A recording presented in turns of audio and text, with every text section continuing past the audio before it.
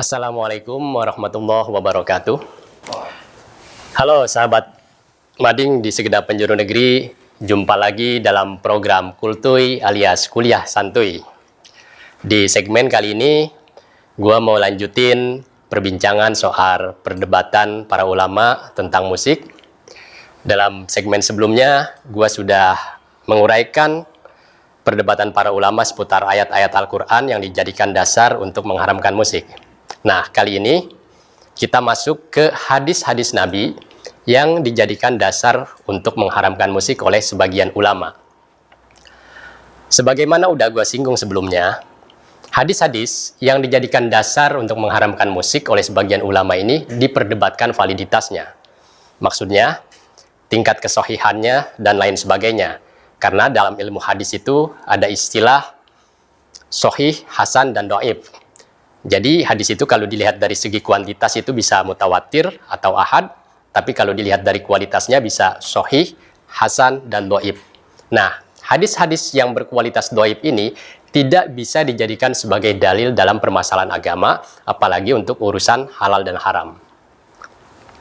Nah, beberapa hadis-hadis ini menurut sebagian ulama, itu diragukan validitasnya atau kesohihannya. Misalnya, Ibnu Hazm al-Andalusi berpendapat dari 12 hadis yang dia uraikan dalam kitabnya, dalam risalahnya, Risalah fil Ghinail Mulhi, itu seluruhnya berstatus dhaif.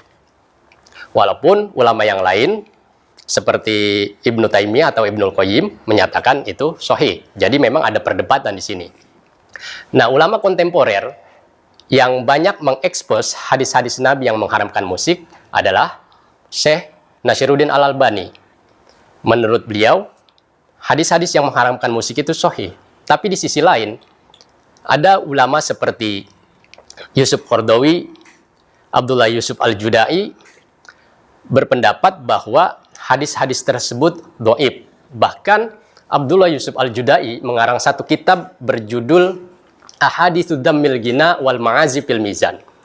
Dalam kitab tersebut, Al-Judai mendaftar sekitar 70 hadis tentang musik atau 70 hadis yang mengindikasikan keharaman musik, dan setelah beliau melakukan penelitian hadis, beliau berkesimpulan bahwa 70 hadis itu berkualitas dhaif, munkar, bahkan maudhu. Misalnya, salah satu hadis yang dijadikan dasar untuk mengharamkan musik adalah Sautani mal'unani fid dunya wal akhirah, mizmar inda ni'mah, warinnah indal musibah. Ada dua suara yang dilaknat oleh Allah di dunia dan di akhirat. Pertama, mizmar atau seruling dalam suatu kenikmatan atau kebahagiaan, dan rinnah, gemerincing dalam momen musibah. Nah, hadis ini menurut Abdullah Yusuf Al-Judai dan Syekh Yusuf Qaradawi statusnya dhaif. Kemudian yang kedua, al-ghina yunbitun nifaq fil qalbi kama yunbitul ma'az-zar'a. Menurut Al-Judai, hadis ini berstatus dhaif jiddan. Hadis yang ketiga yang sering kali dijadikan dasar untuk mengharamkan musik adalah man mata wa indahu jariyatun mughanniyah fala tusallu alaih. Barang siapa yang meninggal kemudian dia memiliki jariyah, budak penyanyi, maka janganlah orang itu disolati. Nah, menurut Al-Judai, hadis ini berkualitas maudhu. Hadis maudhu itu kualitasnya jauh di bawah dhaif. Itu disebut sebagai hadis palsu.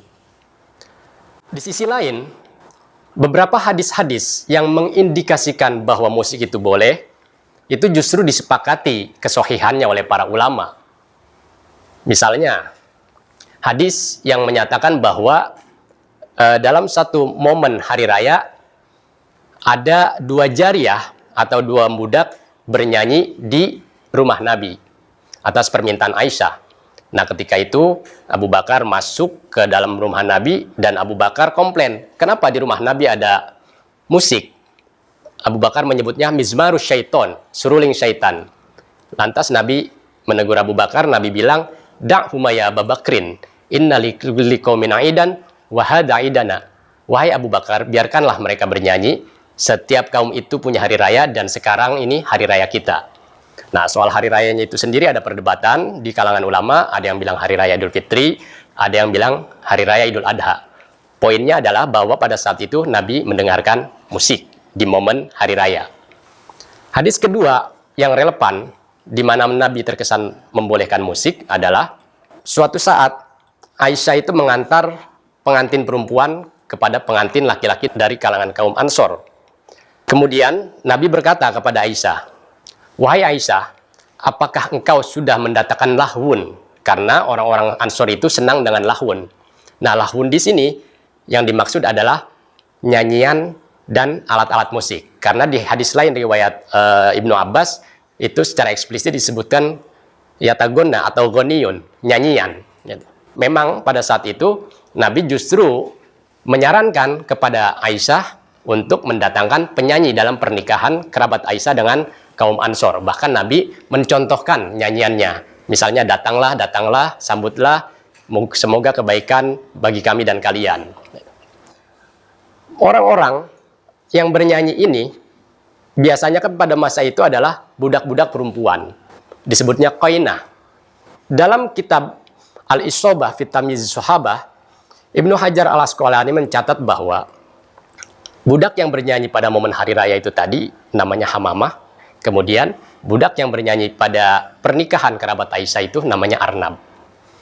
Nah, dua hadis itu menggambarkan bahwa dalam momen tertentu, terutama momen kebahagiaan, Nabi membolehkan musik.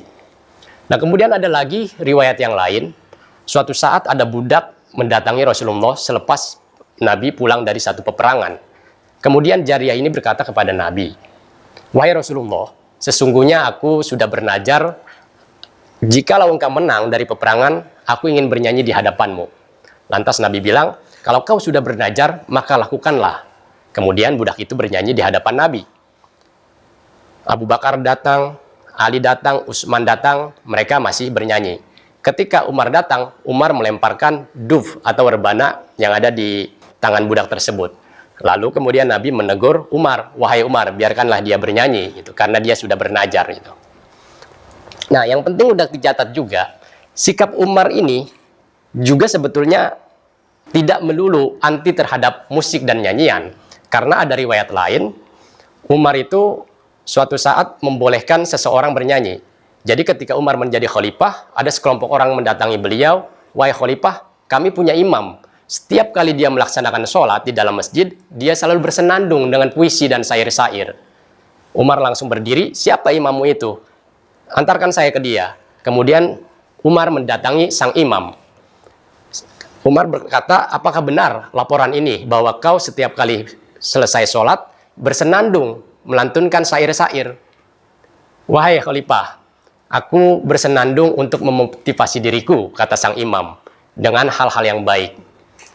Setelah Umar mendengarkan lantunan puisi-puisi yang dinyanyikan oleh sang imam tersebut, Umar kemudian membolehkan ala hada wal yugonni mangona. Karena ini orang yang ingin bernyanyi silakanlah bernyanyi. Karena Umar melihat ada nilai-nilai baik di dalam senandung atau lantunan yang dinyanyikan oleh sang imam itu.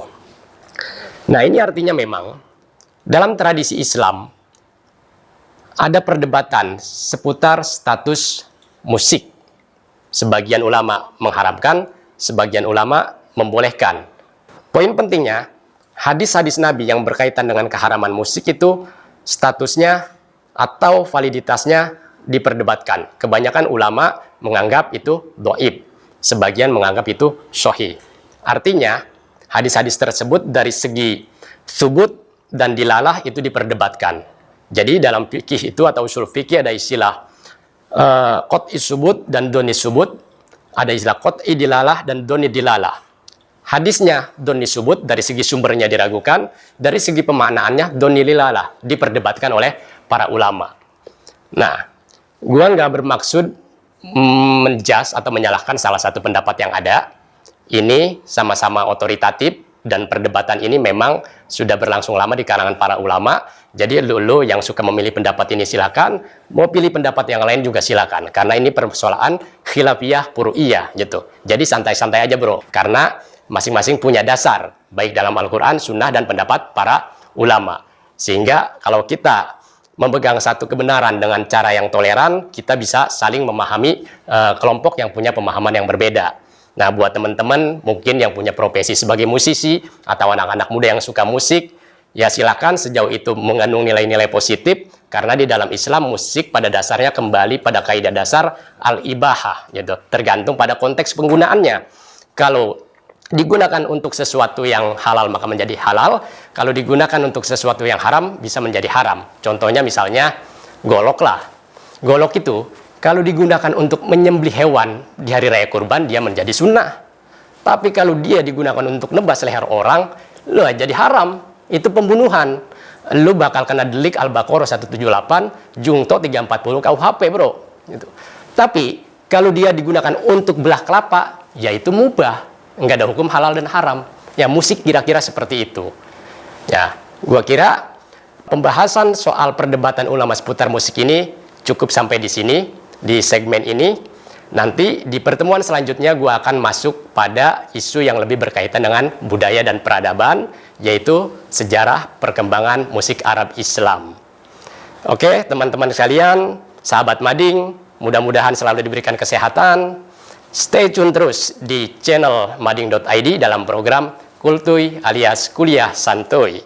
Assalamualaikum warahmatullahi wabarakatuh.